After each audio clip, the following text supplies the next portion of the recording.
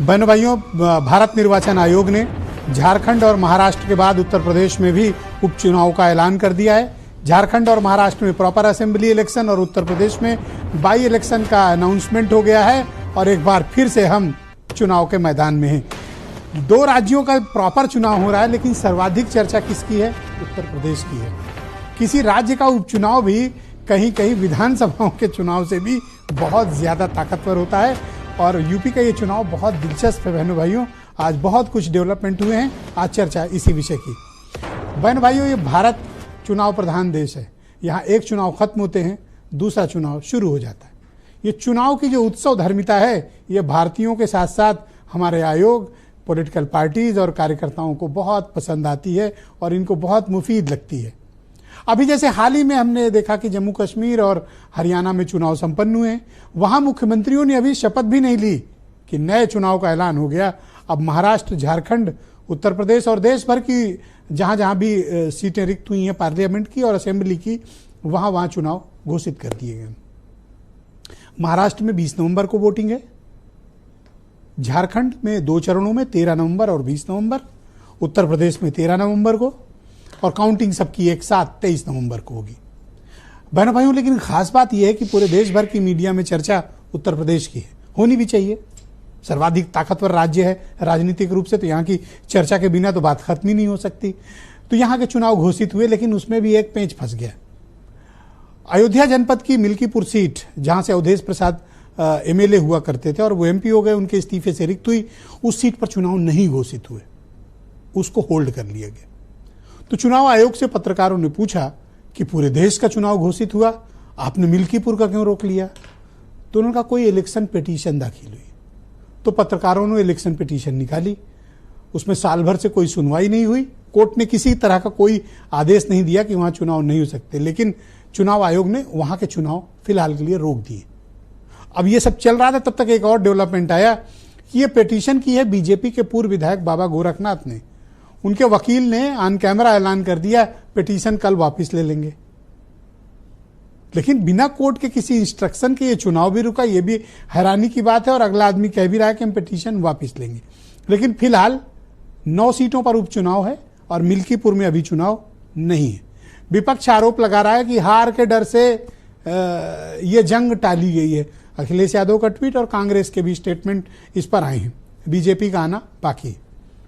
तो बहनों भाइयों, ये उपचुनाव इसलिए बहुत महत्वपूर्ण है क्योंकि चुनाव के पहले ये जो 4 चुनाव को नतीजे आए हैं देश भर के और खास तौर पर उत्तर प्रदेश के, उसके बाद ये पहली एक बड़ी जंग उत्तर प्रदेश में होने जा रही है। महाराष्ट्र और झारखंड से ज्यादा देश भर की निगाहें उत्तर प्रदेश में होंगी कि क्या अपोजिशन अपनी बढ़त को कायम रख पाएगा या फिर भारतीय जनता पार्टी अपने किले को वापस उनसे खींच लेगी।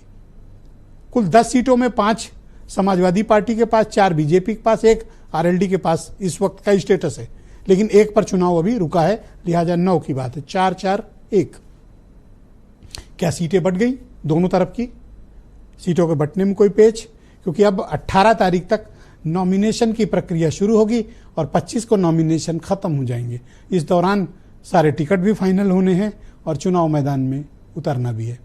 तो आज चर्चा समग्र इसी विषय की हम करने वाले हैं। आप कुछ स्टेटमेंट सुने, फिर आज की डिबेट आगे बढ़ाएंगे। सभी 9 सीटों पर भारतीय जनता पार्टी जीत हासिल करेगी और मिल्कीपुर सीट मुझे बताया गया है कि माननीय न्यायालय में कोई वाद चल रहा है, इस वजह से हुआ है। ये निर्णय निर्वाचन आयोग का है और संवैधानिक संस्थाओं पर प्रश्न चिन्ह लगाना ये अच्छी बात है। निश्चित तौर पे बीजेपी को डर है। अगर आपको समाजवादी पार्टी से हार का इतना खौफ है तो आपको ये बातें स्पष्ट कर देनी चाहिए। लेकिन जो मैंने बात कही वो बात बिल्कुल स्पष्ट है कि जो डर गया समझो मर गया। मिल्कीपुर विधानसभा की घोषणा इस वजह से नहीं की गई क्योंकि वहां पे मेरे द्वारा एक याचिका फाइल की गई election petition Lucknow high court में। इसलिए आज चुनाव का जब घोषणा हुई तो मिल्कीपुर विधानसभा में घोषणा नहीं हुई। हालांकि हम 1-2 दिन में इसमें पिटीशन को विड्रॉ करेंगे और विड्रॉ करके उसके बाद इलेक्शन कमीशन को भी इन्फॉर्म कर देंगे। हार का डर इतना ज्यादा भारतीय जनता पार्टी के अंदर घर कर गया है कि वो 10 पूरी विधानसभा की जो उपचुनाव की सीट, उस पर चुनाव नहीं करा पा रहे हैं। 9 सीटों पर उपचुनाव हो रहा है भारतीय जनता पार्टी ने धोखा देने का काम किया है, वो नाराजगी मिटने वाली नहीं है। तो बहनों भाइयों, बहुत खास कर और चुनिंदा मेहमानों को हमने आज की परिचर्चा में आमंत्रित किया है।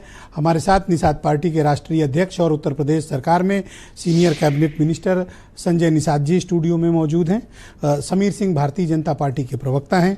कर्नल शरद शरण मेरे साथ मौजूद हैं, समाजवादी पार्टी के प्रवक्ता हैं। मनीष सिंधवी उत्तर प्रदेश में कांग्रेस कमेटी के प्रवक्ता। अनिल दुबे जी मेरे साथ राष्ट्रीय लोकदल से मौजूद हैं और जाने माने पत्रकार और डेटा एनालिस्ट राजेंद्र द्विवेदी जी भी हमें कार्यक्रम में ज्वाइन कर चुके हैं। और वीरेंद्र सिंह जी हमारे स्टेट हेड, आप सभी का स्वागत और धन्यवाद इस परिचर्चा का हिस्सा बनने के लिए। तो संजय